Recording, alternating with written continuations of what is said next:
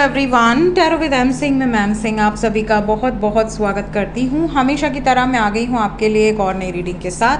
बहुत सारे लोगों की रिक्वेस्ट आ रही है कि मैम वेट और मूव ऑन पे रीडिंग करें, क्योंकि हम में से काफ़ी लोग ऐसे हैं जो बहुत लंबे समय से नो कांटेक्ट में हैं और कुछ समझ में नहीं आ रहा, मटके पड़े हैं। तो कलेक्टिव रीडिंग होगी गाइज, ये आप इसे कलेक्टिवली लीजिएगा क्योंकि ये किसी के नाम से नहीं है।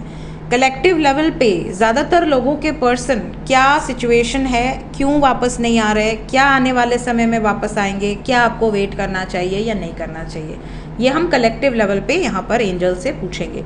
जो भी आंसर आएगा कलेक्टिवली मैं आपको बताऊंगी। अगर आपको अपने बारे में पर्सनली जानना है तो व्हाट्सएप पे अपॉइंटमेंट बुक कर सकते हैं। नंबर है 8840987101। सिर्फ और सिर्फ इसी नंबर पे बुकिंग होती है। शुरू करते हैं आज की रीडिंग वेट और मूव ऑन की, लेके प्रभु का नाम। हर हर महादेव। जय हो शिव शक्ति, जय हो राधे कृष्णा, जय हो मेरे भाई, जय हो शिव शक्ति। प्लीज़ हमें बताएं एंजल्स, मेरे व्यूवर्स, बहुत सारे ऐसे व्यूवर्स हैं जो बहुत लंबे समय से नो कांटेक्ट सिचुएशन में हैं, तो क्या बातचीत होगी?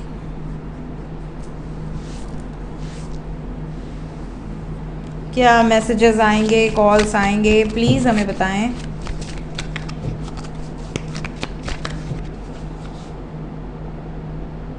ओके, ठीक है।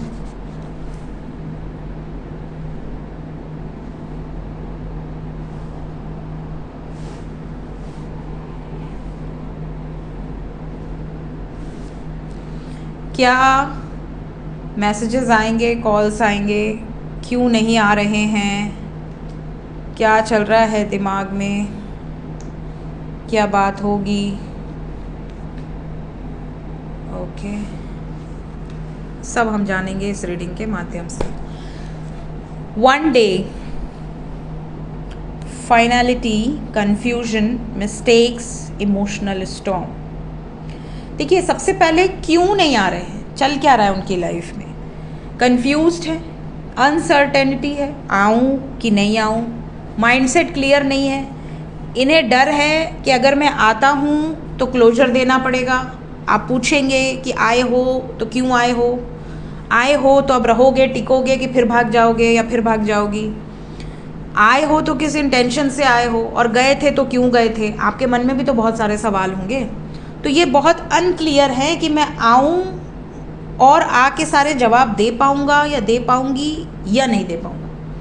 इनको ये पता है कि अगर मैं जाता हूँ वापस या जाती हूँ वापस तो मुझे क्लोजर देना पड़ेगा, मुझे क्लैरिटी देनी पड़ेगी कि मैं क्यों चला गया था या क्यों चली गई थी, और अब मैं क्यों आया हूँ और किस पर्पस से आया हूँ, मैं चाहता क्या हूँ तुमसे या चाहती क्या हूँ तुमसे, ये चीज़। दूसरी चीज़, अगर इनकी गलती थी, अगर इन्होंने गलती की थी, अगर आप दोनों में कोई मिसअंडरस्टैंडिंग हुई और ये सॉल्व करने की जगह फुर्र हो गए, भाग गए, तो अब इनको ये भी लग रहा है कि यार मैंने गलती की थी, मैंने उसको माफ़ी भी नहीं मांगा, मैंने उसको सॉर्ट आउट भी नहीं किया, ईगो के कारण मैं दूर भाग गया कि मैं गलत हूँ और मैं एक्सेप्ट नहीं करना चाहता या नहीं करना चाहती। जैसे आपने फॉर एग्ज़ाम्पल इनको कहा कि तुम ये गलत कर रहे हो, ठीक है, मुझे इस चीज़ से तकलीफ़ हो रही है, उन्होंने कहा ओके मैं नहीं करूँगा। फिर 2 दिन बाद फिर उन्होंने वही गलती करी, फिर आपने वही चीज़ कही यार इससे मुझे तकलीफ़ हो रही है, काम क्यों करते हो या क्यों करती हो। फिर उन्होंने कहा कि नहीं नहीं ठीक है, मैं आगे से ऐसा नहीं करूँगा या नहीं करूँगी। फिर 5 दिन बाद फिर उन्होंने वही गलती करी।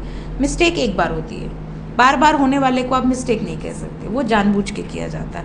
तो कई बार ऐसा सिचुएशन भी आप में से कई लोगों के साथ क्रिएट हुआ है कि आपने किसी चीज़ के लिए रोका है, टोका है, और उसके बाद भी उन्होंने वही चीज़ें की हैं जिसकी वजह से इमोशनली आप हर्ट हुए हैं, आपके दिल को बहुत तकलीफ़ दी है, दर्द दिया है, और आप कहीं ना कहीं आप भी दूर हुए हैं, ये भी दूर हुए हैं।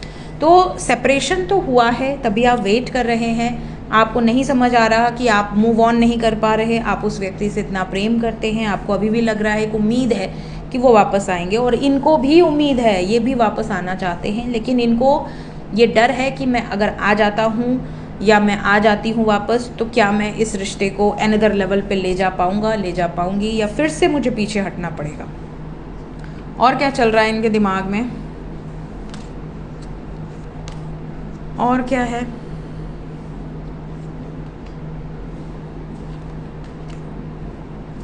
अगर हम मैसेजेस की बात करें, क्या बोलना चाह रहे हैं, क्या है इनके सबकॉन्शियस में, तो काफ़ी लोग तो ये कहेंगे कि भाई मेरी फैमिली है, फैमिली प्रॉब्लम्स हैं जिस वजह से मैं चला गया और नहीं आ पा रहा हूँ।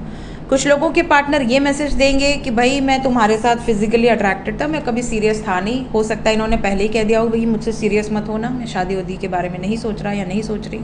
कुछ लोगों के पार्टनर ये भी कहेंगे कि मैंने दूरी बना ली, आपको बीच रास्ते पे छोड़ दिया, कहीं ना कहीं मेरी गलती है, मैं मानता हूँ इस बात को, और मेरे मन में उस टाइम ये चीज़ें चल रही थी, लेकिन अब मैं समझ चुका हूँ कि मेरी गलती थी।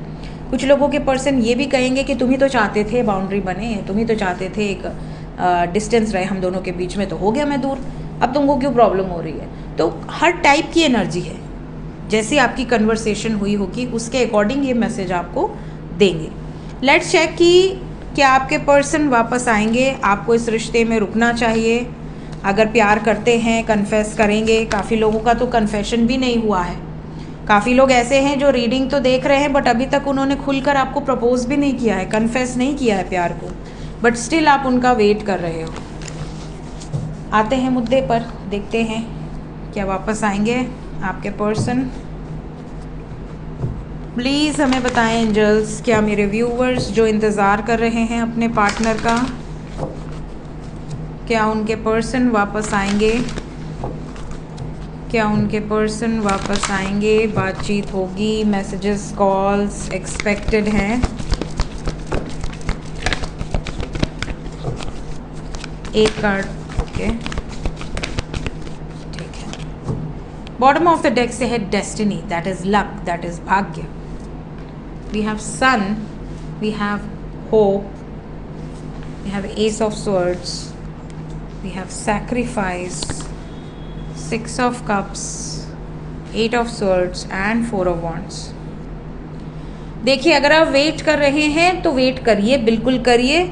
यहाँ पर बहुत ज़्यादा चांसेस हैं। सबसे पहले तो एनर्जी ऐसी है, वी हैव 8, तो 8 नंबर की एनर्जी अगस्त महीने में बहुत सारे लोगों का यूनियन होगा। जितने भी लोग वेट कर रहे हैं और ये जानना चाहते हैं कि वेट करना है या नहीं, तो बिल्कुल वेट करना है क्योंकि होप का कार्ड है। अभी उम्मीद है बहुत सारे लोगों को कॉल्स मैसेजेस तो रिसीव होंगे ही, साथ ही साथ आपके पार्टनर अपनी फैमिली को कन्विंस भी करेंगे फॉर मैरिज। अगर ऑलरेडी आप लोग विवाहित हैं और सेपरेशन में हैं तो ये किसी के डर के कारण या बंधन के कारण अगर दूरी बनाए हुए थे तो ये उस ट्रैप्ड सिचुएशन से निकल कर आपके पास आएंगे, त्यागेंगे उन लोगों को, उन सिचुएशंस को जो आप दोनों के बीच में आ रही थी।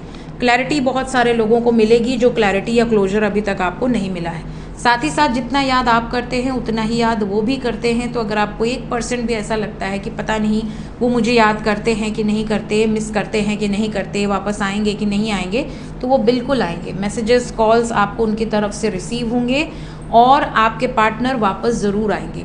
तो अगर आप वेट और मूव ऑन की ये रीडिंग इस उम्मीद से देख रहे हैं कि करना है कि नहीं करना है, तो कलेक्टिव लेवल पे ज़्यादातर लोगों के लिए पॉजिटिव वाइब्स आई है।